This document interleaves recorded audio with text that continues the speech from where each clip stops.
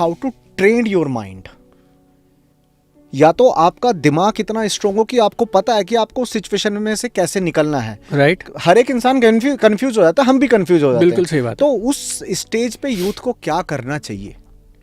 Okay, अब 2-3 चीजें मेरे मन में आ रही हैं इस बात को लेके। हाँ। देखिए 2-3 चीजें ना ओवर हाइप कर दी गई हैं। Number 1, money is over hyped. So हमारे पास अगर 5,000 कमेंट आते हैं हर दिन, तो 5,000 में से 3,500 पे लिखा होता है how to be millionaire in 3 years, how to be millionaire in 5 years। फिर मैं हाथ जोड़ के बोलता हूँ मैं बना नहीं तो मैं कैसे बता सकता हूँ। आप किसी ऐसे सज्जन को खोज लें जो 3 साल में करोड़पति बने हूँ तो वो। और मैं अगर मुड़ के ये पूछ लूँ ना मिलेनियर का मतलब क्या परम, और आपने मिलेनियर क्यों लिखा मुझे, तो 100 में से 99 आदमी फिर वो इधर उधर देखना शुरू करेंगे, क्योंकि सब मिलेनियर बोल रहे हैं तो हम मिलेनियर बोल रहे हैं। देखा देख दुनिया बोल रहे हैं। तो money is over hyped, right. So money, जिसने गाड़ी दिखा दी, जिसने कुछ भी बड़ा दिखा दिया, उसके पीछे अगर आप उसको ही पैमाना बना लेंगे और फिर उसके बाद ऐसा लगेगा कि जल्दी जल्दी जल्दी यहाँ तक पहुँचना है, तो फिर कई बार आप शॉर्टकट लेने लगते हैं और कन्फ्यूजन आने लगती है, ये करूँ वो करूँ, ये करूँ वो करूँ। क्यों कन्फ्यूजन नहीं है, दिल तो आपको सही बोल रहा है कि आपकी स्ट्रेंथ क्या है और आप किस में अच्छा कर सकते हैं, लेकिन आपका दिमाग ये बोलता है कि यार वो आदमी 2 साल में वो करके वहाँ पहुँच गया, तो फिर इसको छोड़ते हैं, इसमें पता नहीं पैसे आएंगे या नहीं आएंगे, पैसे वहाँ जल्दी आ सकते हैं तो वो कर लें। So we need to put money in its own place. और मुझे लगता है हर चीज़ों को ना कैटेगराइज करना बहुत ज़्यादा जरूरी है। Yes definitely. दूसरा है सोशल मीडिया पे आपके कितने फॉलोअर्स हैं, कितना इन्फ्लुएंस है आपका, और आप कितने अच्छे इंसान हैं। वो भी, जैसे पहले लोग घर और गाड़ी देखते थे, आजकल वो आपके इंस्टाग्राम के फॉलोअर्स और यूट्यूब के नंबर्स देखने लग जाते हैं।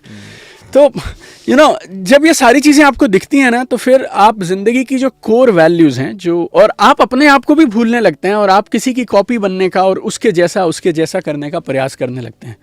तो हमारी जो यूथ है ना, they need to very clearly decide, think for themselves कि जिस रास्ते पे मैं चला हूँ, 6 महीने बाद, 1 साल के बाद मैं कहाँ पहुँच सकता हूँ, क्या क्या पॉसिबल है, ये करूँगा तो ये हो सकता है, वहाँ जाऊँगा तो ऐसे हो सकता है। देखिए मज़े की बात मैं आपको बताऊँ, कई बार मुझसे लोग पूछते हैं कि कौन सा करियर चुनूँ मैं, राइट। तो करियर इज़ वेरी सिंपल। आप ये डिसाइड करिए आपकी स्ट्रेंथ क्या है, आप किसमें अच्छे हैं। आप पहले मेरे सवाल चुरा रहे हो sir, seriously. It's like automatically going there. Like आप ये डिसाइड करो आप किसमें अच्छे हैं, करेक्ट, राइट। और उसके बाद इस चीज को स्मार्टली कैसे मोनेटाइज किया जा सकता है, बस। और हर फील्ड में अपॉर्चुनिटीज ही अपॉर्चुनिटीज हैं। और अगर हिंदुस्तान में आपका जन्म हुआ है और आप अगर इस समय 2023 में इंडिया में हैं, तो आपको तो कुछ और करने की ज़रूरत भी नहीं है। आज तो हिंदी का प्रचलन होने लगा है, आयुर्वेद की बात करने लगे हैं, और लोग छाती ठोक के बोलते हैं मैं हिंदी में बात करता हूँ, मैं आयुर्वेद खाता हूँ, और हम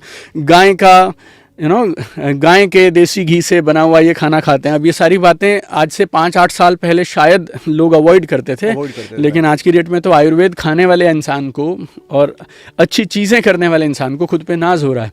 और इंडिया इस समय में लैंड ऑफ अपॉर्चुनिटीज़ है। आप जिस चीज़ में हाथ डालिए वहाँ पे आप कामयाब हो जाएंगे। 2 बातें मैं बोल सकता हूँ इस पे, प्लीज़। ये 2 बातें मैंने मेरी नानी से सीखी हैं।